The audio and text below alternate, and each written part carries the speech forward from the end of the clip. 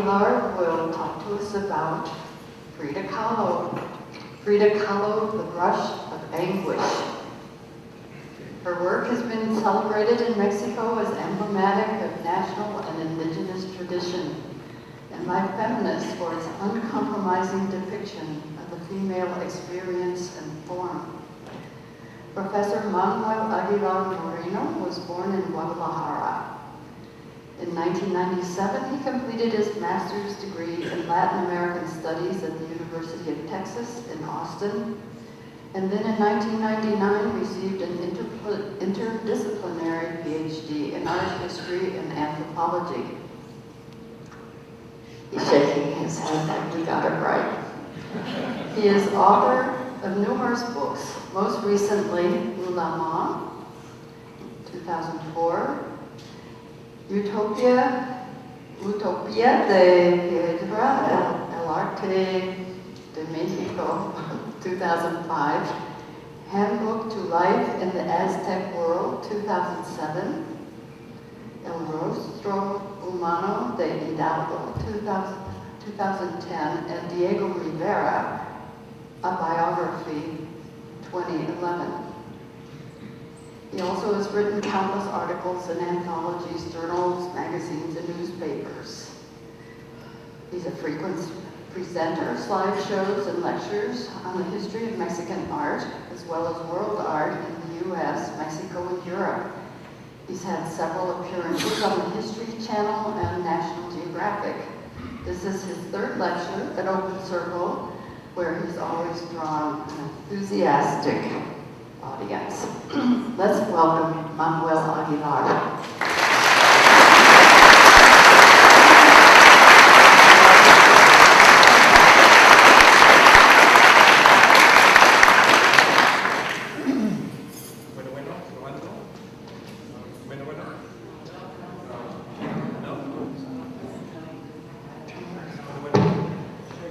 Check your switch.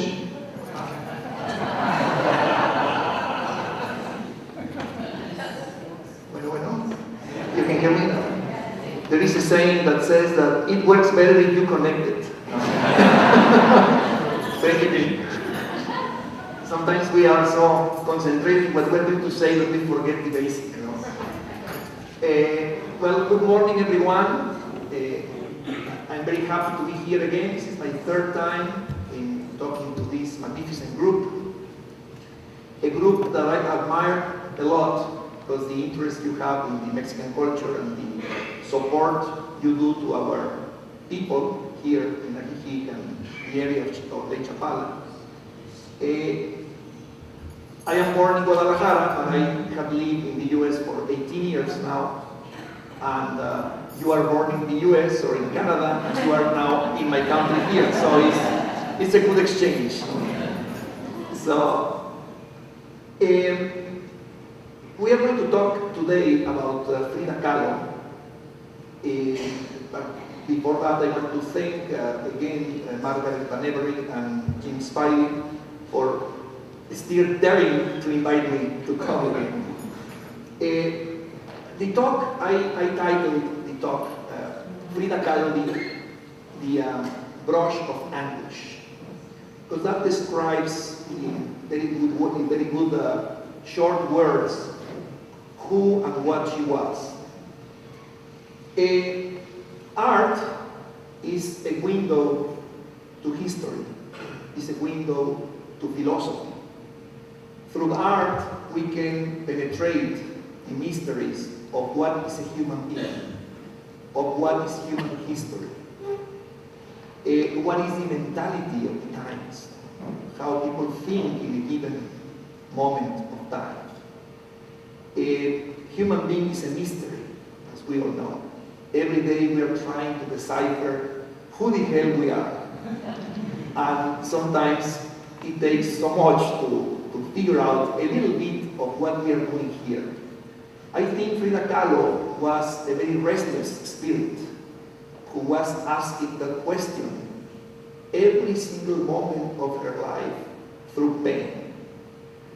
So that characteristic and also her art and her personality have made her a big icon of the art in the world. She doesn't belong only to Mexico. She's a heritage of the world. The last painting of Frida Kahlo that was sold in an auction in the United States cost $4 million. She's, at this moment, the most expensive Latin American artist in the world. Even more expensive than her husband, Diego Rivera. So you can see that life is doing justice to Frida.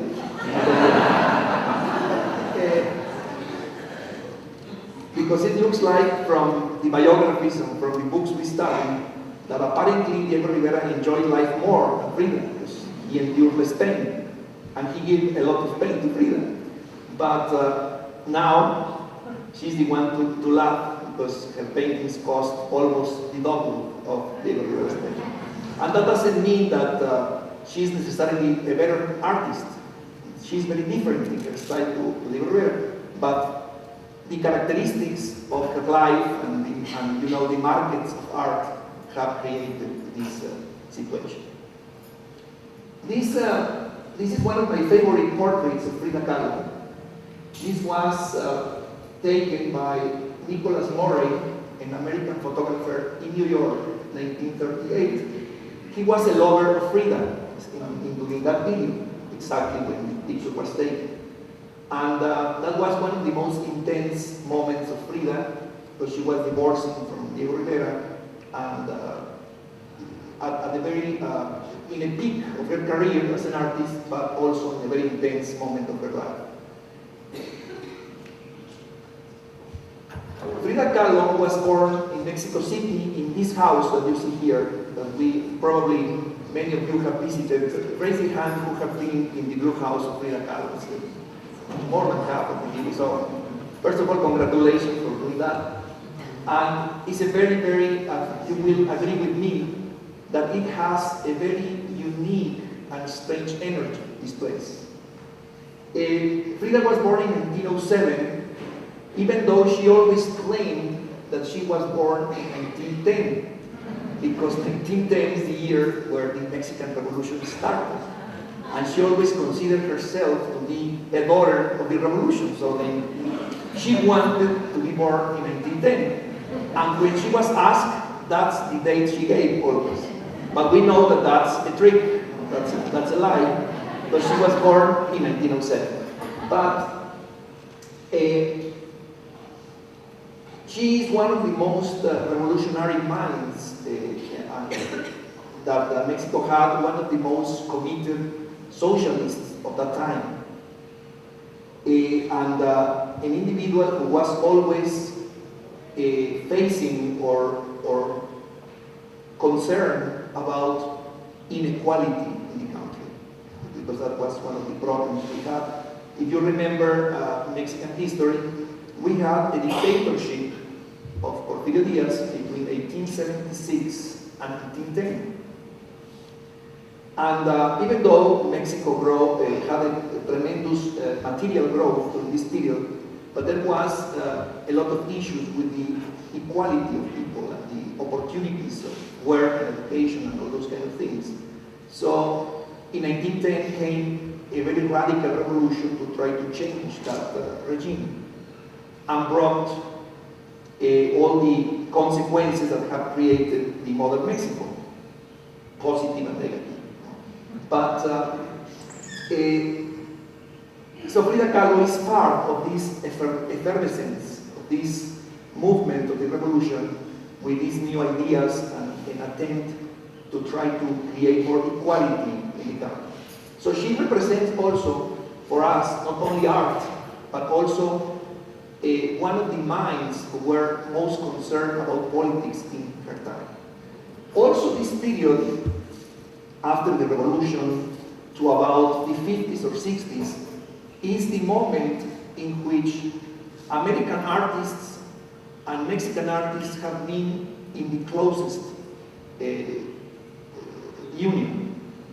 We had a tremendous exchange between artists at that time. We had people very interested in Mexican folk art. For example, the Rockefellers came so many times, bought amazing pieces of folk art of the period, they amassed such an amount of a collection that they created the Rockefeller Museum of Mexican Folk Art in San Antonio, Texas. Even though they are from New York, as you know. But, so that tells you, and they came during this period. The images of Frida Kahlo and Diego Rivera were magnets who attracted artists from all over the world. It was the time of the creation of the Mexican muralist movement that influenced tremendously the WPA in the United States, etc. So this was a very intense moment, and one of the moments in our common histories where the United States and Mexico have been closer. Something happened that in the world of art today, we don't have that closeness. And I think the work of these artists should be an inspiration for us to try to question why that distance had happened and why artists of the two countries are not as close as in the past. And to do whatever we can to try to improve that. Because as I tell my students in the US, for good or for evil, we have 3,000 kilometers of border between our two countries. So it's a permeable border where things move back and forth. So we have many choices of how to see that thing. But I think the best choice is to try to have a mutual collaboration and a mutual exchange between all of us. Coming back to the history of Frida, this is the blue house that belonged to her family. Frida was the daughter of Guillermo Kahlo, or Wilhelm Kahlo, German, who was an individual who emigrated from Germany, but he belonged to a Hungarian Jewish family. And when he came to Mexico as an immigrant, he married a Mexican woman called Matilde Calderon, who had a mixed background, Indian and Spanish background. So Frida is the result of a very complex mixing. She has some Hungarian Jew blood and Mexican, Spanish and Indian blood. And that also gave herself a very unique, in the long run, a very unique way of seeing life. Frida was always conflicted between her European side and her Mexican side. She was always harmonizing that and trying to put it in good terms, those two elements. But she always felt more Mexican than European. So she felt that connection because she was closer to her father than to her mother. Her father was more liberal, the mother was very conservative, and she always felt more free and in better feelings with the father than with the mother. So she was born in this house. When the parents of Frida died, Diego and Frida lived in this house. But it was about 1930 to later times. This is the entrance to the house. You can see Diego and Frida collected Mexican folk art, cardboard objects, for example, skeletons or figurines made with paper mache and wood, different kind of things. Like the ones you see here. These are original pieces that they owned. The house is almost exactly as Frida left it when she died. Because Frida died before than Diego. But Diego left the house as Frida left it. And then when Diego died 3 years later, Frida died in 1954 at age 47. And Diego died in 1957 at age 70. When Diego died, he donated all the belongings of Frida and him to the Mexican nation. And there was a special foundation led by Dolores Olmedo, who, by the way, has the largest museum of Diegos and Fridas in the world, in Mexico City. If you haven't visited that, I will give you directions to see it, because it's really an amazing piece. Dolores Olmedo was the president of the foundation of Diego and Frida, and she was very jealous in her, very strict in how she controlled the foundation to keep it as original and as intact as it was in their time. By the way, recently, a couple of months ago, happened something very interesting. There was a room in the Blue House that Frida said to Dolores Olmedo, this room needs to be open only 20 years after I die. So that should be 1974. But Dolores Olmedo said, no, it's still not time. So she continued with the room closed until a few months ago. They opened the room, and there was a group of paintings of Frida that were not known before, only a few months ago. And they found all her collection of her physical instruments she used, the corsets and canes and walkers, all the instruments that when I saw that collection, I was so impressed, because I imagined there would be 2 or 3 corsets, and there were tens. And that gave us a closer idea about Frida that we didn't know. They also found a lot of letters and a lot of things of personal belongings to Frida that we didn't know that existed. So that will produce more scholarship now, more investigation that can lead us to understand a little bit more of her. And that's a very recent thing. In fact, the foundation, the Frida Kahlo Foundation, created an exhibition in the Blue House that I think is going to close in January. So if you have a chance to go check in the site of the museum, Frida Kahlo Museum, to see if it's still open, so you can try to go, because these things are going into storage later, and who knows when we will have an opportunity to see them again. But they took out everything in the room and created an exhibition with that. Among the things they found were a lot of new dresses of Frida Kahlo that have not been seen before either. And then there were some French dressmakers, or I don't know what is the exact word, because I don't use those words about fashion so often. But I am barely dressed, as you can see. I don't use jackets and ties and things like that. So there was designers, clothing designers of Europe, who began to create modern clothes inspiring these new models that they found of Frida in this room. So it had created a tremendous turmoil, this discovery, and it's very recent. Another thing that you can find in the house, the Blue House now, this is the patio, the Blue House, is that they allow you to take photographs in all the corners of the house. Because in the past, they only allow you to take pictures of the outside. Then they open a little bit more, and then they tell you, okay, you can take pictures of the patio like this. But you go to jail if you take a picture inside. Basically, that's what they told you, with the equivalent words.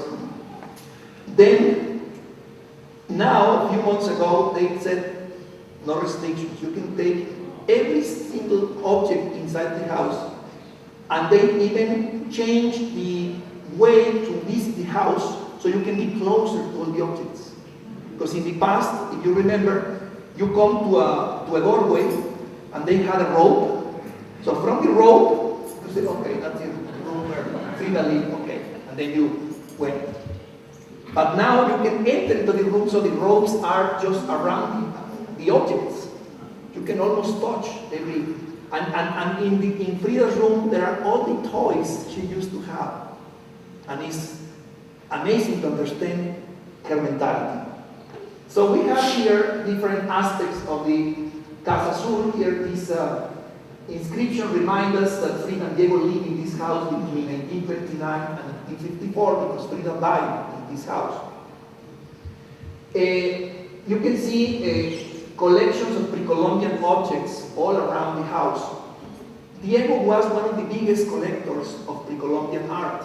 He got a collection of 60,000 objects, to the point that he created a special museum for those pieces in what was his last studio. He created a studio with the shape of a pyramid called the Anahuacalli in Mexico City, and probably 70% of the whole house is dedicated to his pre-Columbian pieces. And Frida used to call them the idols of Diego, because she just saw them as a bunch of figurines and, okay, oh, Diego and his idols. You know? But of course she appreciated those things, but it was a kind of familiar way to refer to those. So all the house, Frida and Diego, is populated by these pre-Columbian objects. And this is the patio with one of the little pools there. There is a bust of Diego in that part of the patio.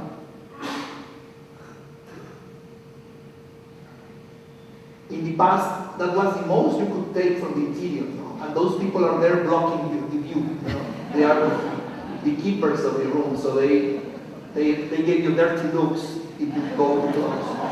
Now you don't worry about that. You take your videos and pictures, whatever you want. You know? You can even take 200 pictures of the same angle, so to celebrate that now is open to the public.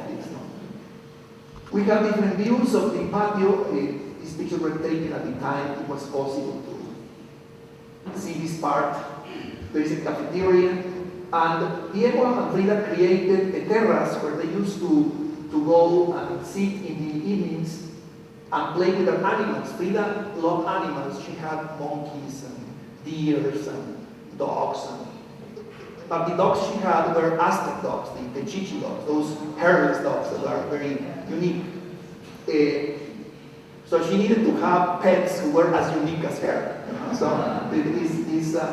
she had this kind of a little zoo of her animal that she loved.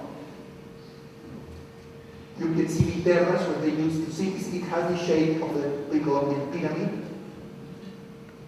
You can see. And there are pictures in the books that show Frida sitting in that terrace. So we are in these special places where they used to hang around.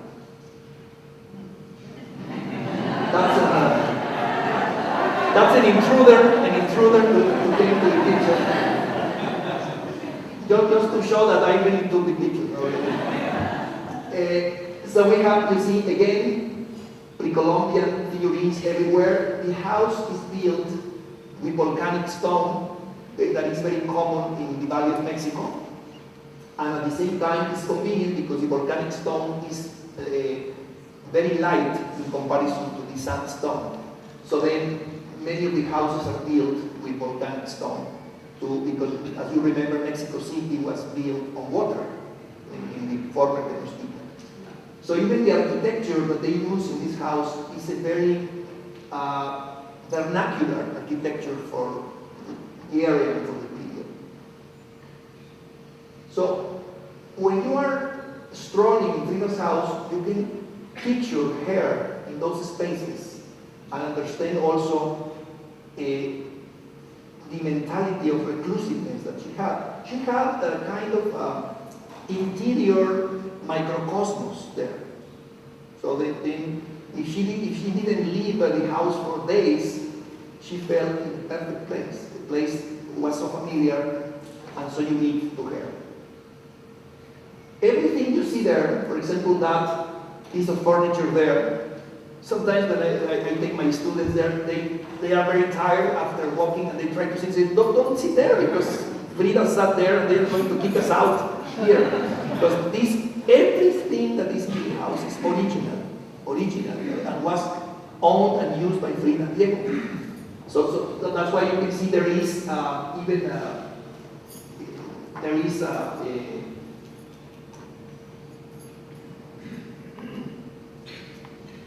we have here even a kind of sign that tells you don't sit here. So people feel very invited to sit there. We see the part of the collections of Mexican folk art everywhere in the house. You can see here. We can still see that our crafters do this type of figures, but it's less common than in the 40s, 50s. You can see in the markets those type of dolls made of paper mache, little dolls. That is the same idea of these, but these big figures, they only make them for festivals today. No? So all the collection that Rockefeller got in that time is very unique because there are many things of Mexican folk art that are not made anymore. So that makes so unique that museum. This is Frida's studio here that has a magnificent location with always very good amount of light for painting. All of this is Frida's studio here. She got light in two sides. And here is the room we are going to see. This is the room where, this is the vestibule to the room of Frida. The room of Frida is here. But when she was very ill, they took a bed here to the corridor.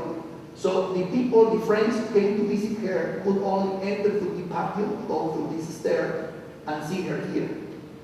So they didn't need to enter to the rest of the house or to the room per se, because the more private room was here. So she was just in the very last few months of her life transferred here.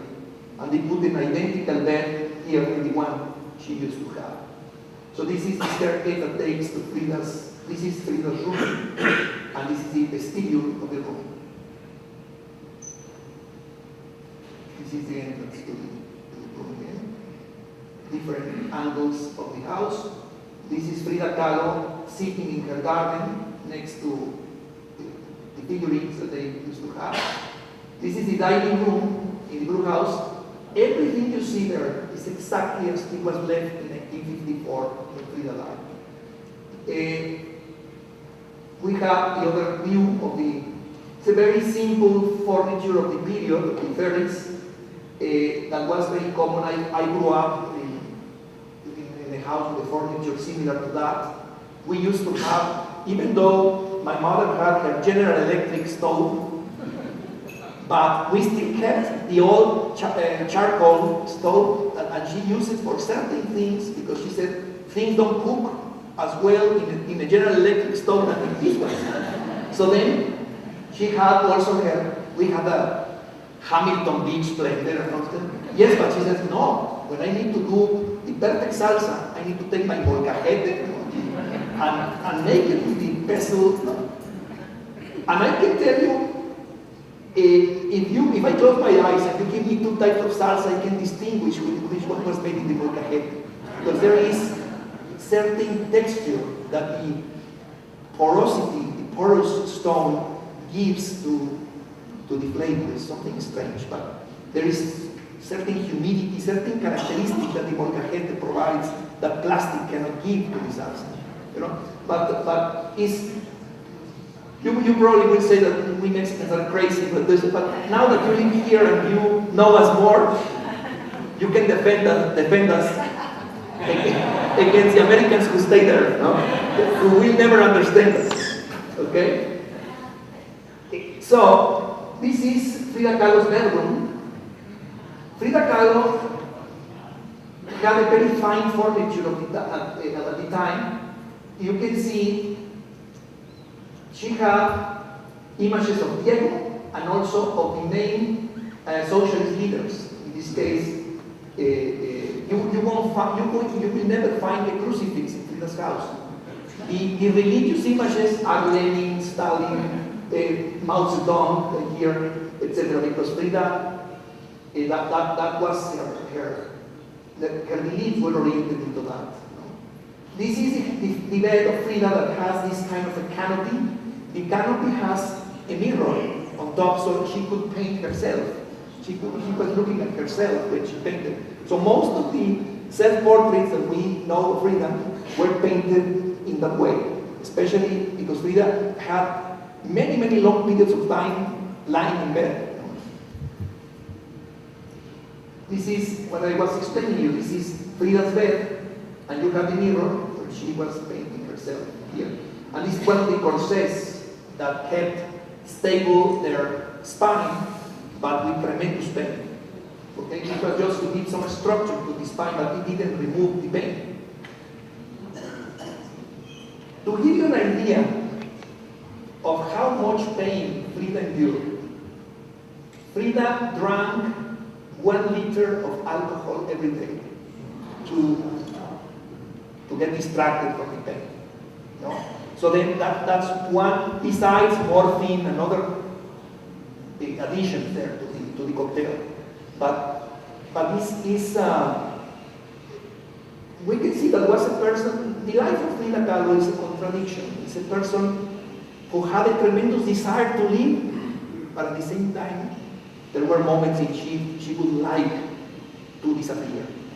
This is this type of, and I think in some ways, we all human beings have moments in our life like that. You know? But Frida had it every single day. That's the difference. This is the Diego Rivera's bedroom. There, and all of these are original belongings of Diego, one of his overalls, so hats, everything. Even these paintings are the original ones who were decorating the house at the moment.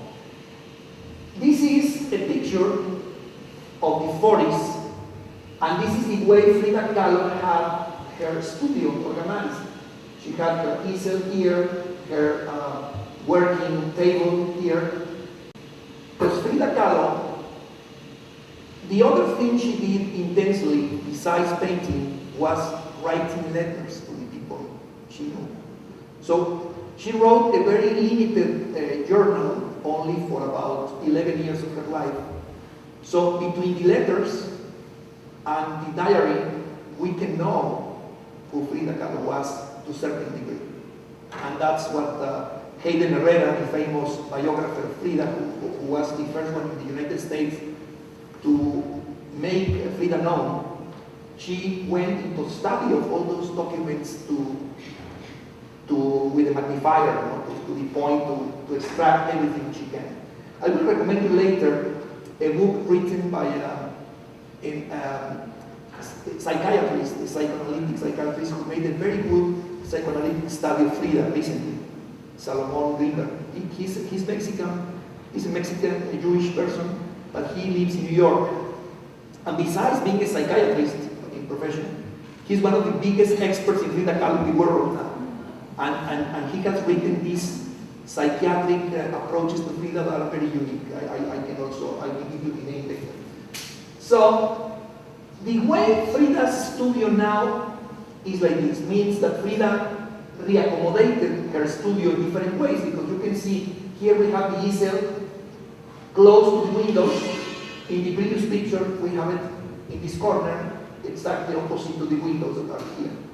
Okay, so this is the last image she was painting. There was a portrait of Stalin at the moment. Stalin died in 1953 and Frida in 1954. So she was painting kind of a memorial portrait to Stalin. This is the genealogical self-portrait that Frida did. We see Frida here in the Casa Azul, the blue house. This is Frida's in the womb of her mother. This is Matilde Calderón. This is Guillermo Kahlo, the father. And these are the grandparents. You can see the grandparents in the paternal side, totally European. And the maternal grandparents, the grandfather is very indigenous, and the mother is mestizo, is mixed blood. So we have this very Mexican side to Frida and this European side to the other. And you can see Frida paint her house surrounded by nopales and the typical landscape of the Valley of Mexico at that time.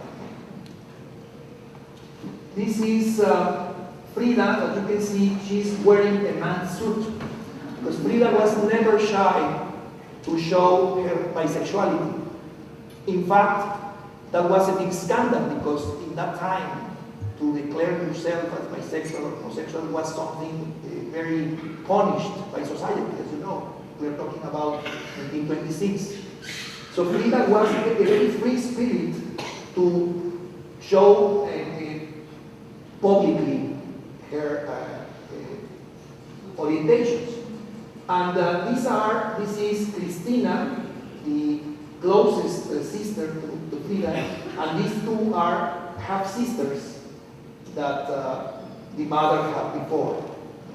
So then this is the closest family to Frida, and this is a cousin of them. This is the portrait that Frida did of her father. When she painted this portrait, the father had died already because he died in 1941. But there is not any portrait of her mother except the one in the genealogical self-portrait that tells you that there was not any specific closeness to her mother like it was for the father, even in memories kept through the portraits. This is one of the very, very early self-portraits of Frida. It's important to tell a few things about Frida's childhood.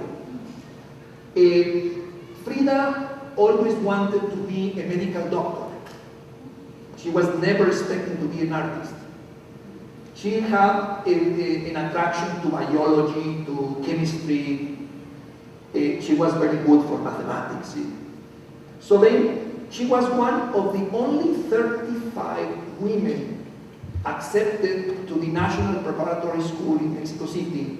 That was the most prestigious high school in Mexico. And from there, you just go into the National University, UNAM. There were 2,000 students. Among those 2,000, only 35 were women. And one of them was Frida Kahlo.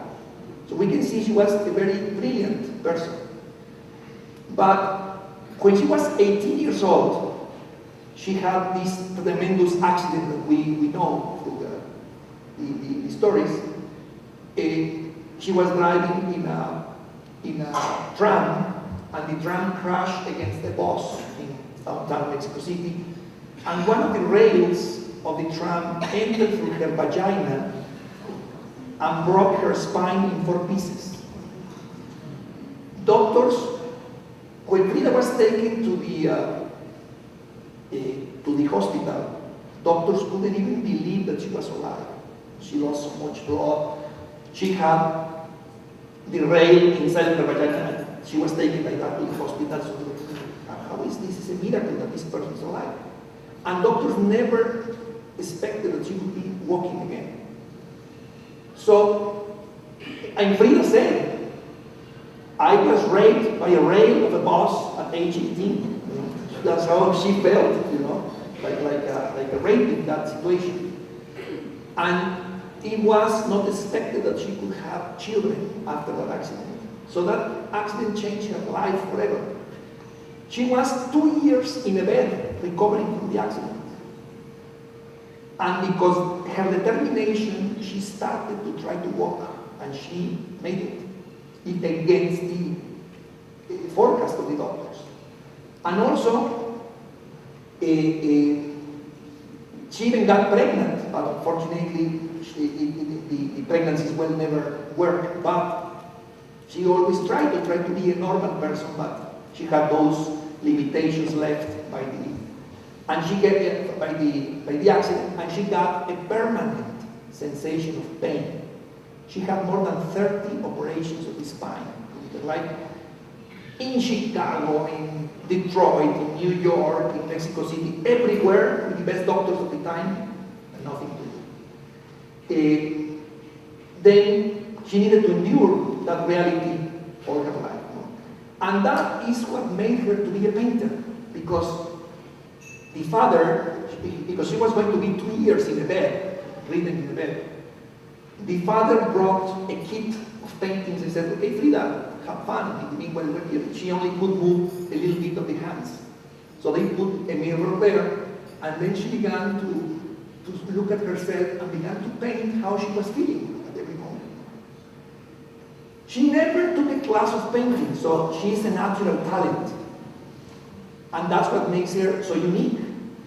She was dreaming to be a medical doctor, and she became an artist by accident. She said, I have had 2 accidents in my life. The one who made me a painter, and Diego Rivera is the other accident. so here we are seeing the effects of the first accident, that is her painting. And you see, this is still, you see, she never finished the face of this man. Her figure still has some issues of proportions, but we can see that these are the attempts of her to express herself through painting.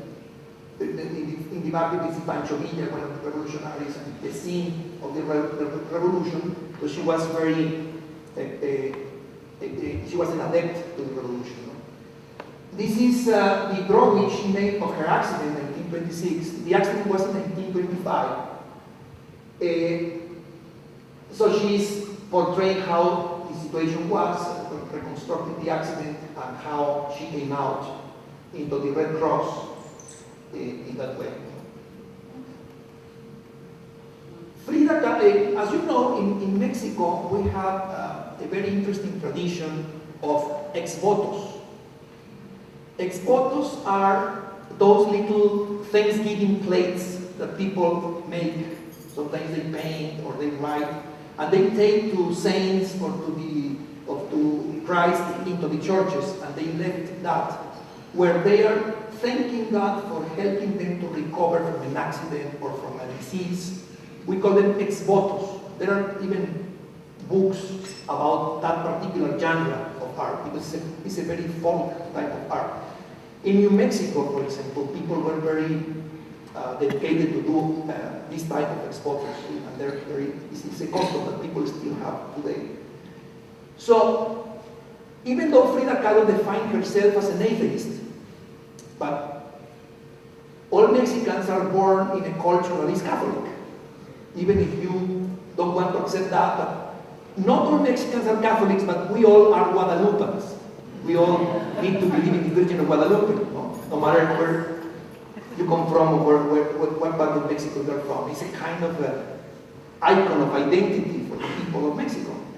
In the same way, many of the traditions that we have that are religious, even people who don't consider themselves Catholics, they are customs and they share this type of thing. So Frida had a collection of ex-votos, because she was very close to the people who were thanking God for helping them after an accident. So then she got an ex-voto that was similar to her accident, and she just retouched it and made it her own. So this is a real ex-voto that she modified to represent her own accident. You can see here. And this is the type of inscriptions you see in the ex-votos. No? Guillermo Kahlo and Matilde Calderón de Kahlo are giving thanks to the Virgin of the Sorrows for having saved their daughter Frida Kahlo. So she put herself into this Mexican tradition, because she is sharing the pain that people who make these things share. So all of these little details will help us to understand more the mentality of Frida. This is the sister Cristina, the Frida's sister, who was very close to her, even though she had an affair with Diego, the sister. And that produced a tremendous, as you can imagine, a tremendous clash between Frida and the sister. It would be too long to explain, but Frida was responsible in part of that affair. And then she, after that, she felt a tremendous remorse of that.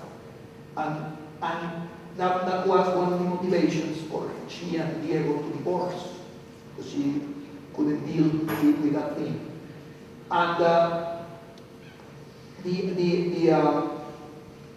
I will put it this way, in a very simple example, because it would be too long and complex to speak. We can talk about all these things after the talk, when we have a time or in the launch. But if you have a Rottweiler or a Doberman dog, that you know that is so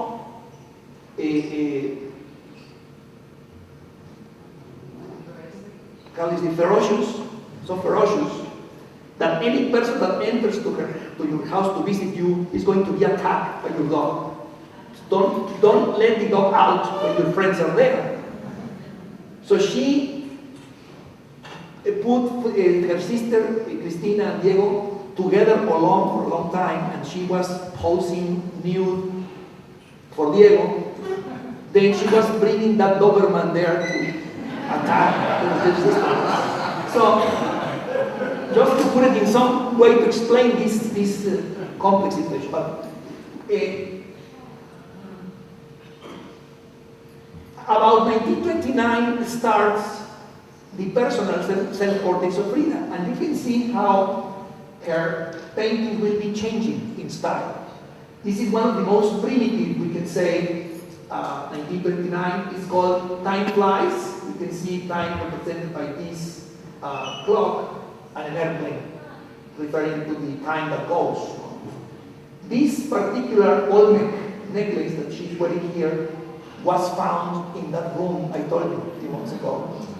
So, and it is shown in Mexico City in her house now. So I would even recommend after the talk they could try to go there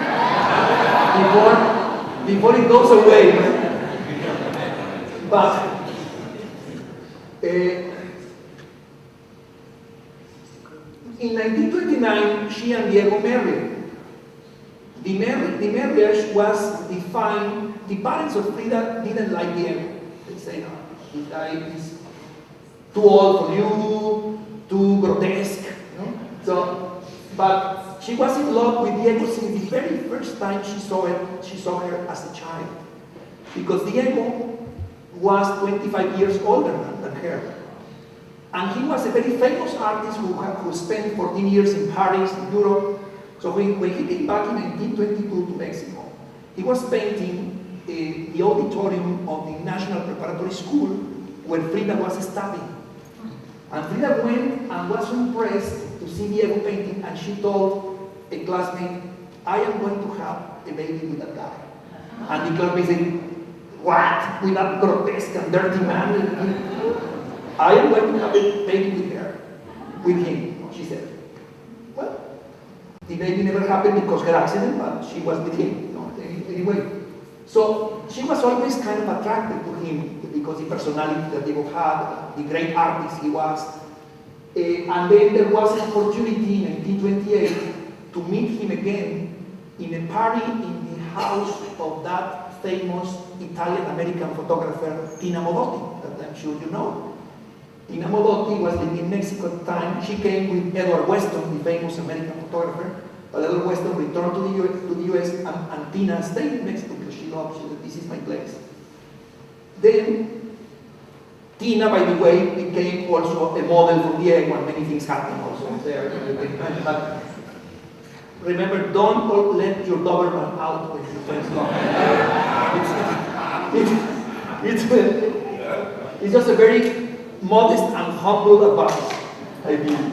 But so in 1929 they got married. The parents of Frida didn't like Diego, and they say this looks like the marriage of an elephant and a dog. That's how they define this, you know. But by the way, Frida made a painting of this moment, a painting based in this moment, this photograph, that is in a private collection in San Francisco, California. And it's very rare, you can see it in the books, but it's very rarely exhibited. It almost never travels. It was exhibited in about 10 years ago. There was an exhibition in Los Angeles called Made in California. I don't know if you were aware of that. It was an exhibition about, through art, the history of California since the beginning to the present. So it was portraying all the historical things, including art, that happened in California since 1850 to the present. No?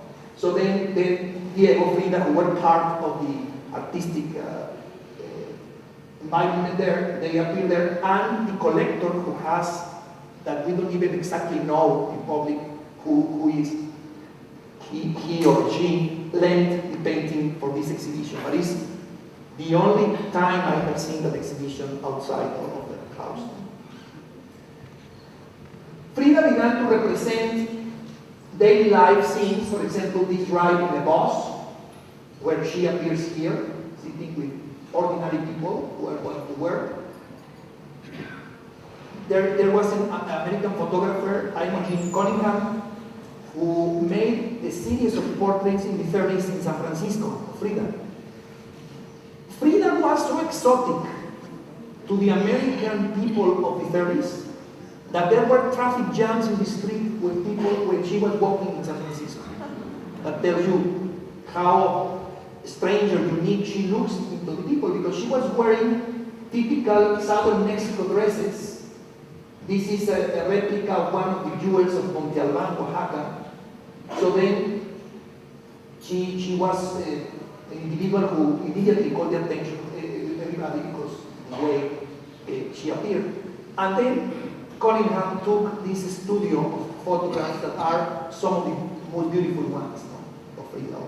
This is the image that she created, the one that I told you is in San Francisco, about her marriage with Diego. And you see there is a dog there carrying the message about the wedding. In 1931, Diego Rivera was painting murals in San Francisco. He painted in the Stock Exchange House and in the Art Institute of San Francisco. And later he would come back to paint for the Golden Gate exhibition. And in the time that Diego was painting, Frida was making portraits of people. So he made this portrait of Luther Burbank, one of the great, how do you say, horticulturalists of the period. This is a portrait of Mrs. Jean White, 1931. So these are some of the things that Frida was doing as an artist in the meanwhile she was there. And she was also painting personal pictures. So some of her self-portraits come from that time. Let me skip this one. This is 1932, when Frida and Diego go to Detroit to paint in the Art Institute of Detroit. Who has been to the Art Institute of Detroit to see the Diego Rivera murals? Okay. Less people than Casa Azul. Another amazing thing to see, because are some of the most beautiful murals of the time in the world, those ones that he made in Detroit. And you know, now with the bankruptcy in Detroit, people was even discussing to remove the murals and sell them. Like that, you say, how? I would better don't eat than do such a crime, to the art. But well, we cannot speak for everybody. Okay, Frida painted this painting called The Borderline Between Mexico and the United States. This is the Ford factory. You can see F-O-R-D here in Detroit. And there is a line here. She's stepping on the line with her little Mexican flag. And she shows the industrial world of the United States against the historical and more ancestral world of Mexico with pre-Columbian figures, the more industrialized world against the more naturalistic environment of Mexico. You know? And she is in that crossroads. No? Yeah. So this is one of the very interesting paintings. Frida, Diego Rivera was very comfortable living in the United States, but Frida never felt very comfortable there. She didn't have a personal adaptation to the United States. So then she wanted to come back to Mexico, and she was pushing Diego to come back, because Diego probably would have stayed there. The murals of Detroit can tell you how much admiration Diego Rivera had about industrial life and modernity. But Frida was never, and she shows that. You know, her nostalgia of coming back to this land of pre-Columbian ruins and less advanced technologically society, but it's the nostalgia to come back to that world that was so familiar to her. During the stay in Detroit, Frida has a miscarriage, and she went to the Henry Ford Hospital in Detroit. And this is an image that shows her feelings and her thoughts when she was recovering from that miscarriage. She realized in that moment that she will never have a baby. She entertained the idea that she was going to have a baby, but the reality of this miscarriage shows her that she needs to forget about that. So these are these traumatizing thoughts about that, and her damaged pelvis and a destroyed flower of her desires and dreams that are being destroyed. This is a painting, a drawing she did about her damaged leg and how she lost the abortion of the child she had. And then you can see the tears. At the same time, her shelter is the painting. But you see this easel has a shape of a heart. Frida uses a lot of symbology in her painting, and that's why the Surrealist movement tried to define Frida as a surreal artist. And that's something that Margaret read in her first words here. But Frida rejected to be called a surrealist, because she said, even if my painting looks like surrealist, this is not dreams. I'm painting my reality. So, I'm not dreaming. I am painting my pain, my reality. So, I cannot define myself as a surrealist artist. But her style and the symbology she uses because she paints the things that came into her feelings, make her to be very linked to the surrealist movement. And still in many places, when they make surrealist exhibitions, they put some Frida Kahlo there because they don't care about what Frida said of herself. They say, she looks surreal, richer. And it's fine, it's fine because this is an image of Frida of her own birth. She's been born, you can see herself, from herself. This painting, and you can see a Virgin of the Sorrows there. This painting is owned by Madonna, the artist Madonna, who always wanted to do a Frida Kahlo movie. But she got a little bit slow, and then Salma Hayek came and boom, did one before anything happened. I have my issues with that movie that I keep in suspense about later. Because there are only two movies about Frida Kahlo. One made in Mexico in a surrealist tone, and the more realistic one, that is the one made by Julie Taymor and Salma Hayek. Both are very different, and I can give you an opinion about those later. But burning of buildings representing the riots and things, you see the trash. So Frida has, and at the same time she showed Wall Street and Manhattan. So she's showing a kind of a contradictory New York of the time. The rich people at the same time enjoying life here through the balcony, and all the masses of people starving and unemployed. And then she said, in the middle of that house, there hangs my dress. So this is Frida, her presence of Frida between all this world of contradiction at that time. And it's a very, very unique type of painting. This type of symbology used here is one of the elements why André Breton, the founder of Surrealism, defined Frida as such. This is a portrait that she called very ugly. She defined herself. It's in a moment of this kind of a crisis, emotional crisis, when they were returning from the US. Let me skip a few. I think, let me just show a couple more. This is about, there was a news in the newspaper that showed that a man killed with a few little bricks his wife. So then she made this painting called A Few Bricks, A Few Nips, representing the suffering of that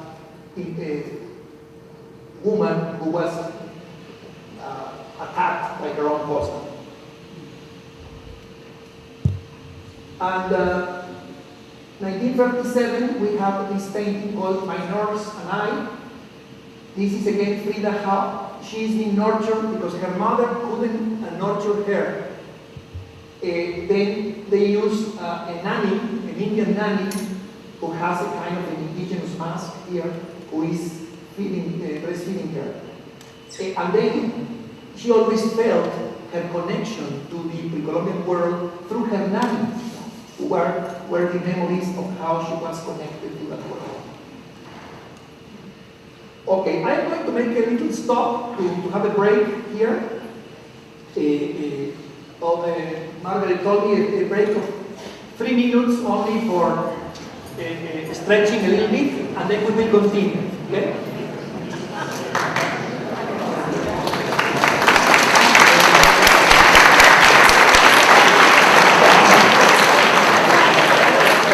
You can imagine what the Wall Street investment would be done now. So the profit you can do from $200 to $4 million now in a bunch of years. So these paintings of the 30s, some of them were painted in the United States and stayed in private collections in the US. Some others came to Mexico with her. This one in particular, this self-portrait with the monkey, is this monkey was called Fulan Chan. Fulan Chan.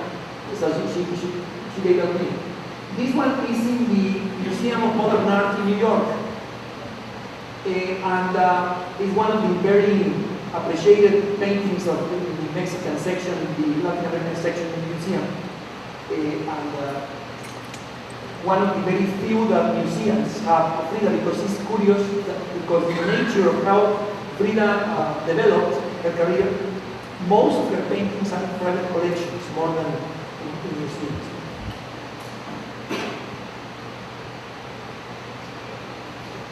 The revolutionary Leon Trotsky, who was in exile from the Soviet Union, you remember, Leon Trotsky was the founder of the Red Army of the Soviet Union.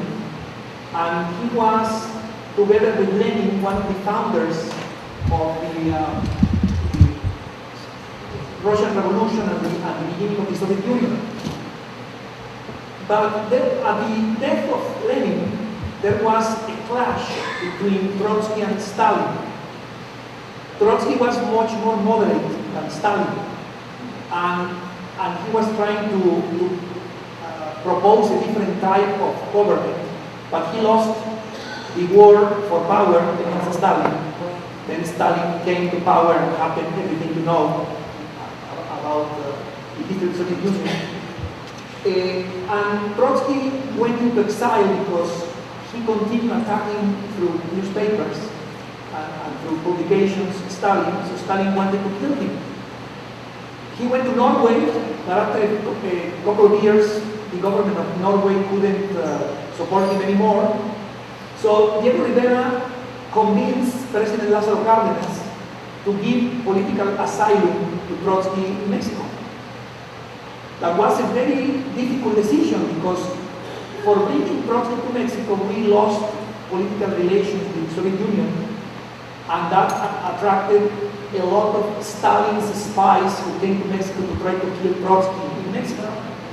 It was a difficult time, but as a president who sympathized with socialist ideas, Cárdenas accepted Trotsky. Trotsky came in 1937 to Mexico and lived in Mexico until 1940 when he was assassinated in Mexico by Stalin's agent. Trotsky and Rivera and Frida became very good friends. In fact, Trotsky was living for 2 years in the Blue House. And by the way, he had an affair with Frida there. That is the only said in Confessions of Diego Rivera, was the only man with whom Frida Kahlo had relations that he felt jealous. Because he was such an intellectual, Diego Rivera, he never was afraid of any other man who was around Frida. But this guy was of his caliber. So he said, this is a dangerous guy. So after all these issues, Trotsky moved into a house that is located about 5 blocks away from Casa Azul, and he converted the house in a kind of fortress. Curiously speaking, the main bodyguard that Trotsky had was an American guy, because in that time there was a lot of socialist people in the United States. So he got an American bodyguard. But at the end, he couldn't win the game against Stalin, and he was assassinated in his own house. And you can visit the house. The house is converted into a museum and is left exactly as he left the house. And it's only 4 blocks away from Frida's house. So this is part of this historical moment. We can see Frida's self-portraits change dramatically depending on the issues of her life. We can see some paintings in which she looks in a more dilapidated way, less fixed, with more preoccupation in the face, with more anguish than others. And here is kind of a very informal painting of herself when she was 37. This is 1938, a painting about the suicide of Frida Kahlo. It's another story that we heard from the news. And this is one of the most important paintings of Frida, called What I Saw in the Water, or What the Water Gave Me. 1938, this painting shows the memories, the thoughts and feelings of Frida as she's seeing herself reflected in the top. You see, she's sitting in the top, there are her legs with her feet, and looking into the water of the top, she's seeing many of her issues of her life. Her homosexual relations, her parents, her pain through the accident, memories of fertility that are gone, death, you can see, etc. Memories of her time in the United States, with this building coming out from the volcano. The volcano is Mexico, the building in the United States. And this is the reason, this is the main painting why André Breton considered her to be a surrealist. Because this is is exactly the type of a surrealist painting, you know, with all these dreams, those sensations, those emotions that come through the natural thinking without any organized thinking. It's just kind of a spontaneous thinking that makes it to look like surreal. This painting was exhibited in the International Exhibition of Surrealism in Paris in 1940. And that's why many critics of art in the world still see her as surrealist, because she was part of that exhibition, and she was the only Mexican artist in that moment, the only Latin American artist in that exhibition who was presenting a work that was considered surreal. So this is it. And this is also in a private collection, this painting. This painting is in the Louvre Museum in Paris. The Louvre Museum has never been interested in collecting Latin American art, because they have a much more Eurocentric and Asia-centric view, and their collections, who were collected by the kings of France and so on, were oriented into those topics. But this painting was bought by Louvre, Frida, because the admiration that she produced in Paris in that exhibition in 1940. She painted a large variety of portraits. We can see her realism in the portraits that shows a lot the psychology of the characters. This is Two Nudes in the Forest is a representation of her with in an affair with the famous Mexican actress Dolores del Rio. Dolores del Rio, who was a Mexican actress who worked in Hollywood for a while in the 20s and 30s, later became the star of the golden era of the Mexican cinema in the 40s, with the movies of Indio Fernandez and Gabriel Figueroa, those classics of the Mexican cinema. And she was, apparently, through what information that Frida and Dolores del Rio transpired, they had an affair also that is represented in this image here. Two Nudes in the Forest. For many critics, this is the most important or the most paradigmatic painting of Frida. This is also the one in the largest format. When we study painters through books, we can never get a clear idea of the proportions, of the size of the paintings. Most of Frida paintings are in this size. It's a very small format. But this painting, the two Fridas, is about this size, from here to the floor. So it's the largest painting that she did, made in the moment in which she was divorcing Diego Rivera, based in the affair with her sister, Cristina, and a series of other tensions. And Frida always, as I mentioned before, she always had a kind of a dichotomy between her European part, represented by this side, and the Mexican part, represented this side. Here she has a little miniature portrait of Diego Rivera in her hand. So the Mexican Frida, dressed like this, is the one who loved Diego. But the two Fridas are linked by the same heart, you can see. And this Frida, the European Frida, that looks more stern than this one, you can see, is in the moment of cutting the blood link between the two hearts, because she's trying to kill the Mexican Frida.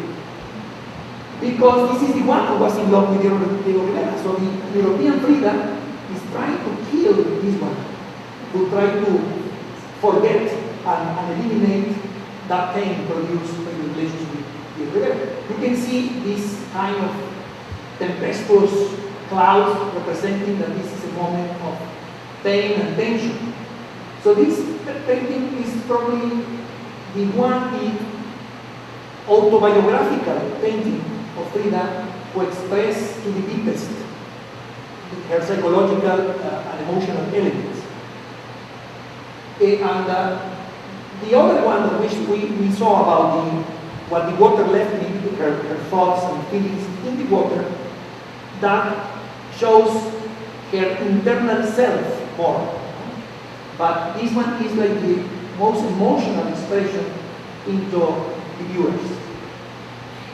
It is interesting that after 1 year they were divorced, they came back and remarried again in 1940, because they said to each other that they couldn't live without the other one. I always say to my students, well, love is a matter that you will never understand. And love sometimes is a hate and love combination. It's something that escapes to our rationality, and is something that we need to understand only through the heart itself. But so they came back. In the year that Diego and she were divorced, she was living with Nicholas Morey in New York.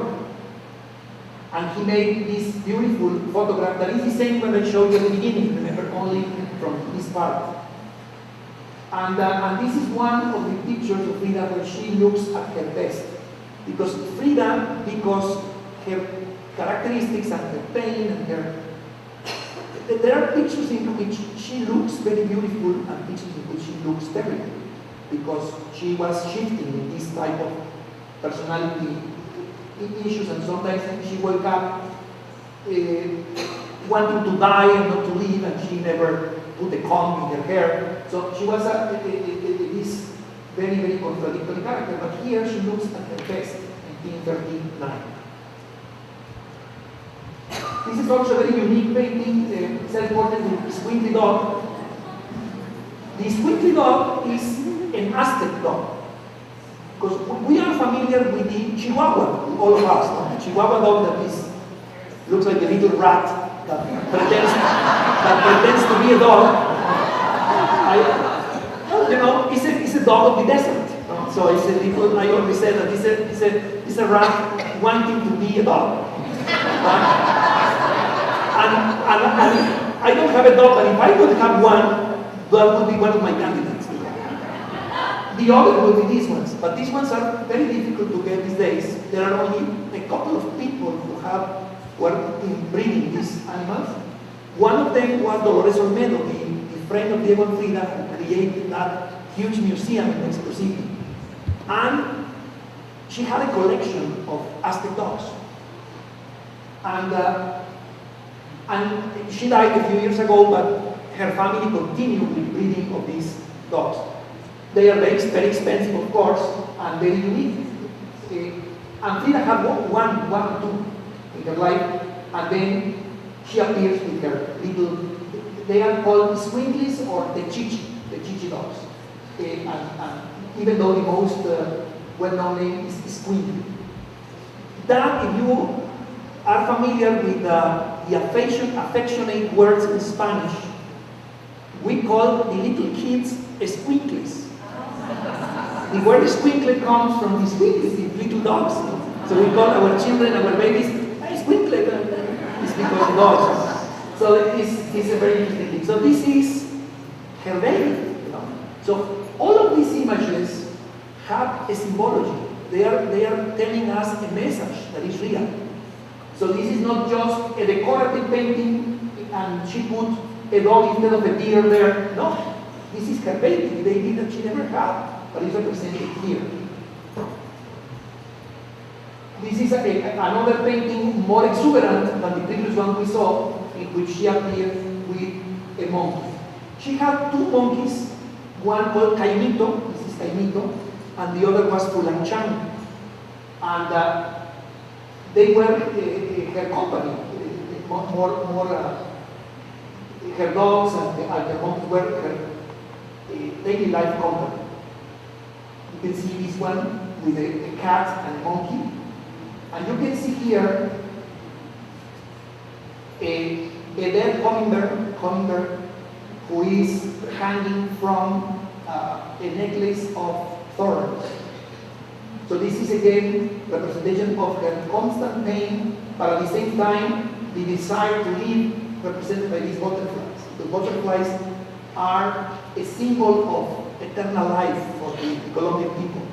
So then, and Frida is very connected to the pre-Columbian symbolism, as you can see here. The hummingbird is a representation of the Aztec power of life also. And the dead hummingbird is representing that part of her life that is dead.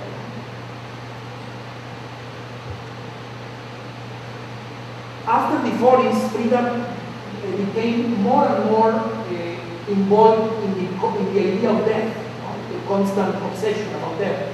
So the death is sleeping above the canopy of her own bed. You can see here.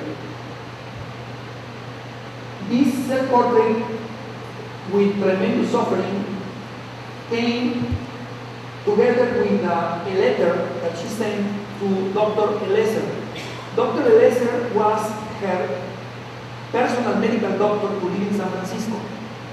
And he came to Mexico to see Frida, and Frida went to San Francisco to see him, because he was a medical doctor and a confidant also. To me, the most beautiful letters ever written by Frida Kahlo are addressed to Dr. Elester. And there are translations of those, so I would recommend you to read. Unfortunately, I didn't bring some of them to read some of those feelings of Frida.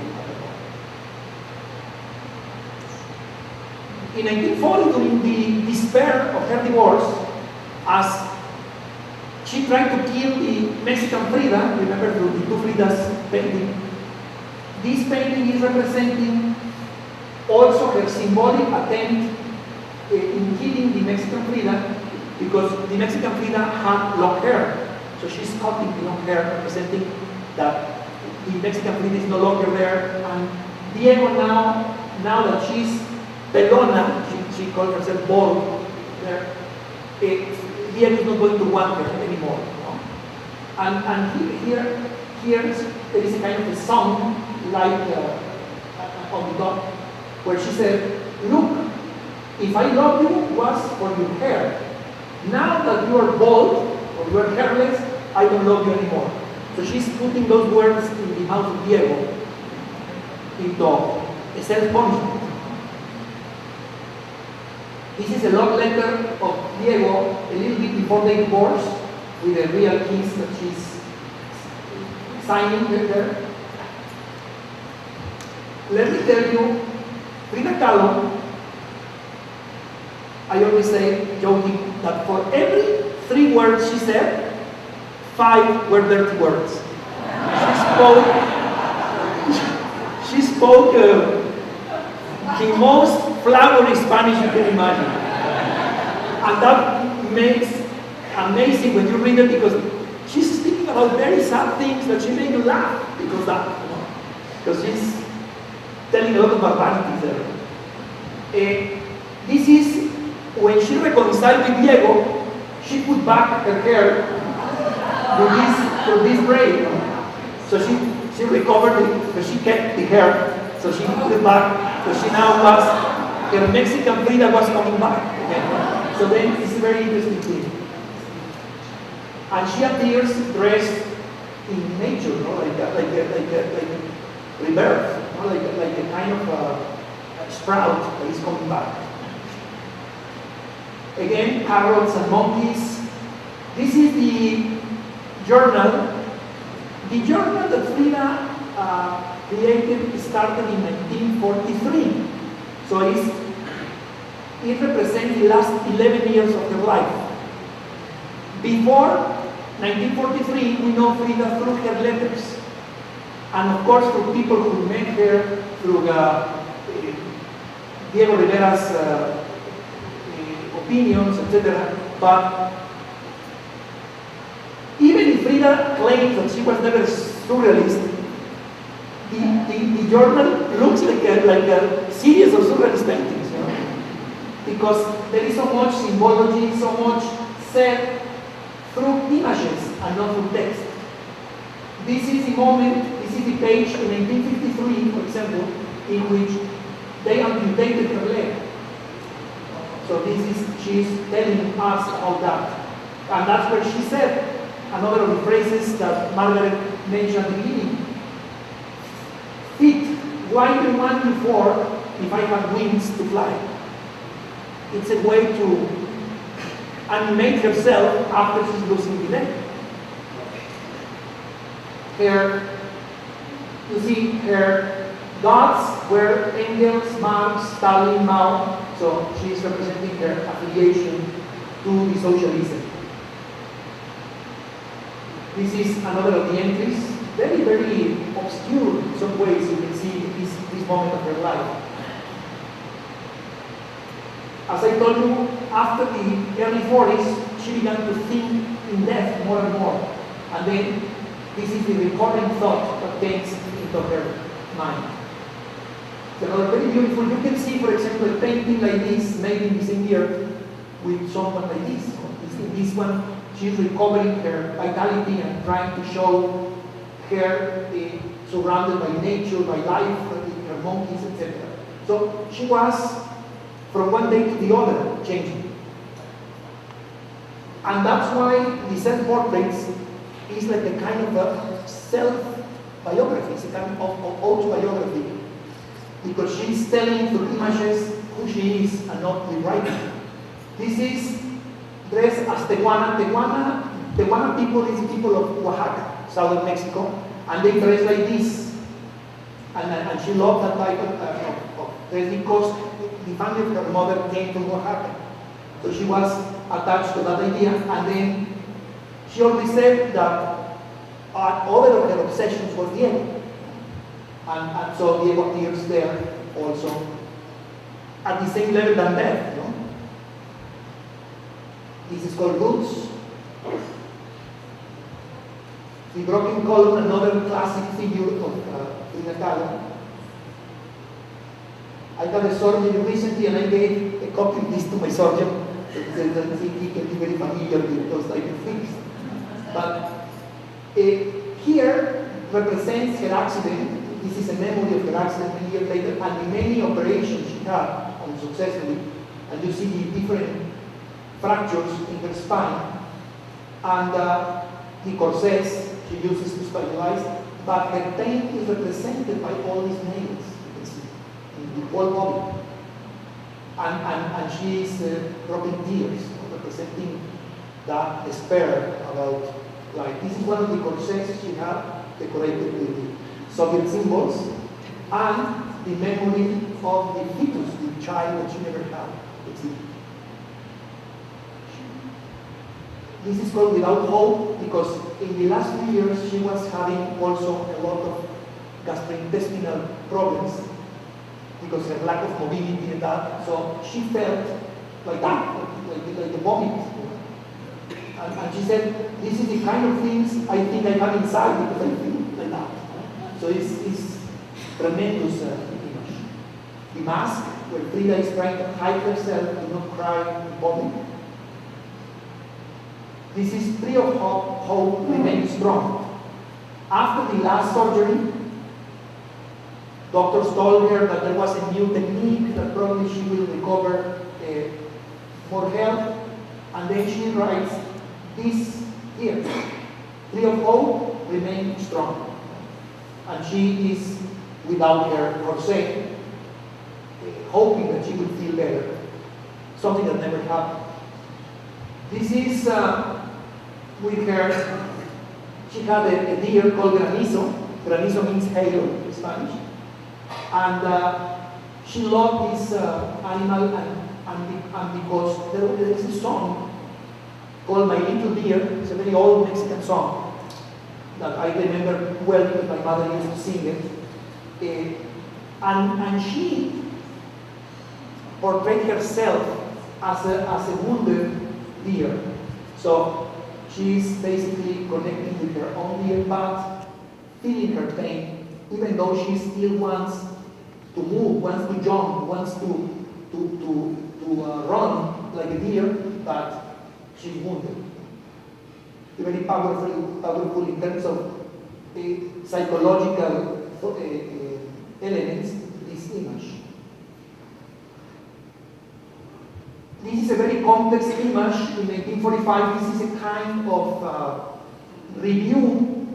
It's called Moses, because it's the birth of Moses, but Moses at the same time is represented like hair, like the baby that was left there in the water. And then she makes a memory of all her thoughts and the ideas and the things that surrounded her. So, for example, pre-Columbian world, the world of socialist thinkers, including Freud here, and the indigenous life. Here is all the Oriental, the Asian thinking. There are certain types of Mohammed and different types of Christ, people who come from the Middle Eastern traditions. Catholic religion, that was something that surrounded her in New Mexico, etc. So different memories of that. The love embraces the universe, the earth, myself, Diego, and Señor Xolotl. This is also memories of the things that she loved the most. The universe, the earth, that is Mexico, okay, herself, Diego, and Señor Xolotl. Señor Xolotl is the little dog and that was the name, Xolotl, the name of the dog that she had. So this is her universe, no? Her world. Son and Life, Diego and I. She had a very interesting poem that she wrote about this time when she made this image, saying that she loves Diego so much, and she's sure that Diego loves her so much, but she has came to the conclusion that Diego cannot belong to anybody. That she can love him and he can love her, but Diego is someone that is beyond her reach. I am kind of paraphrasing, no? But she had a very beautiful poetic way to say all these ideas, again like a kind of a way to soothe her pain. This is Frida 1950 when she spent 9 months in the hospital, and they put again, they put a missile in her bed and the mirror. You can see even she's so much in bed, and look at the amount of rings, and she loved this pre-Columbian jewelry. And also the people who met her, who knew her in person, said that she had another way to compensate her health issues was to have a kind of a practice of vanity, we can say. A kind of a vanity, personal vanity, because that was something that helped her to be motivated to look good, to face the pain, and to counteract the pain.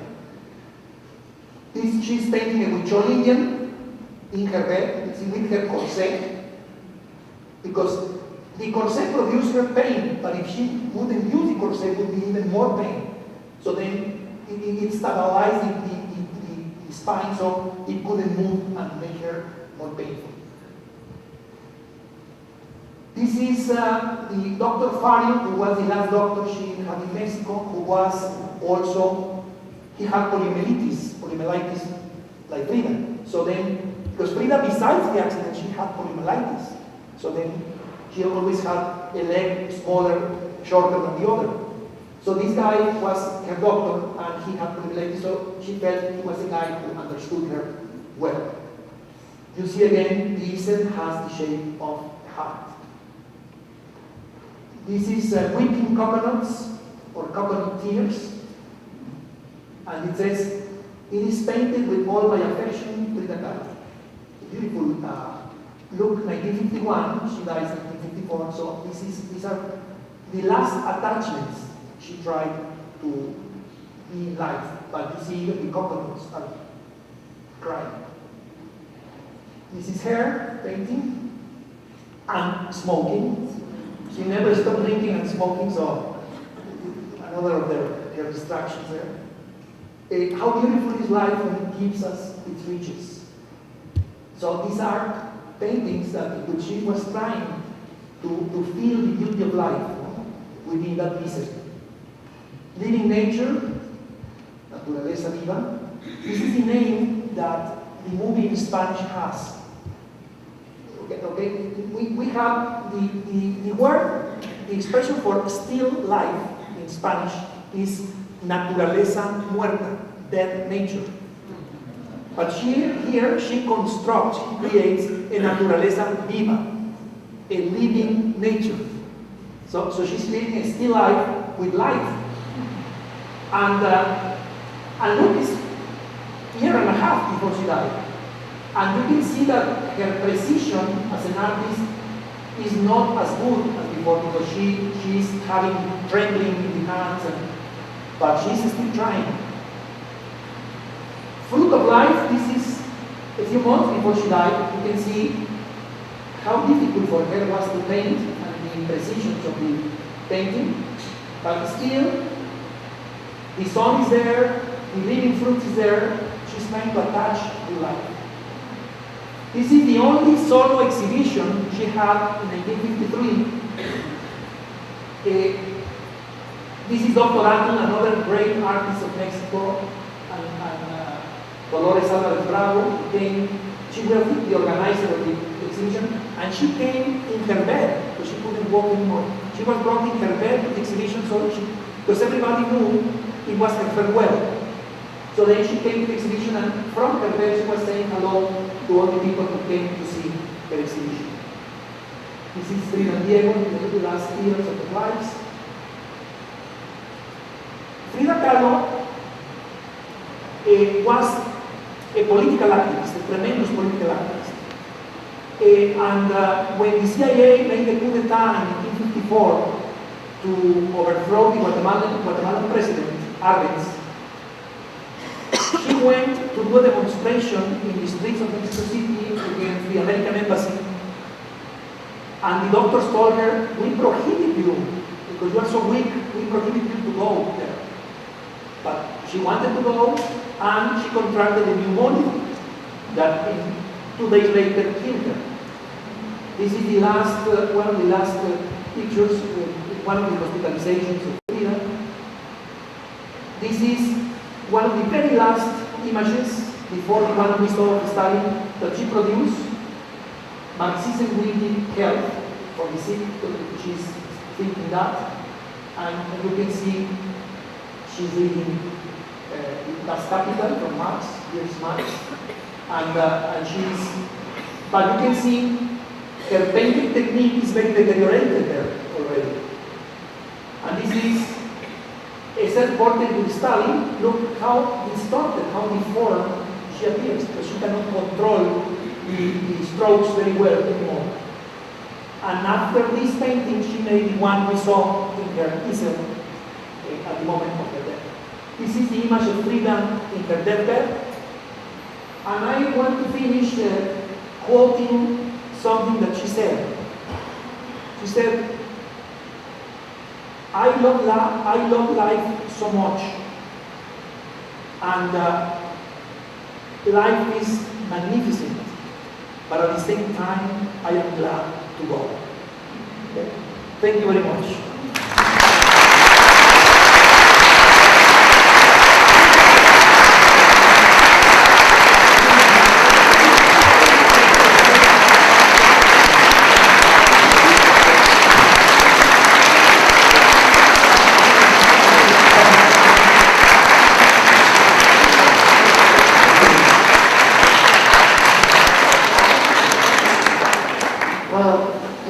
From an expert, but I was kind enough not to interrupt him, and I guess you'll have to save your questions for outside. So thank you so much.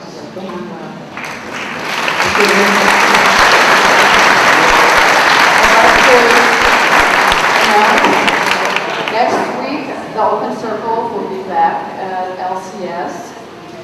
At the usual time, 10:30. Our speaker will be Werner Rusica, who's going to talk. The title of his speech is Thought Chain: How to Change the Old Records in Your Head.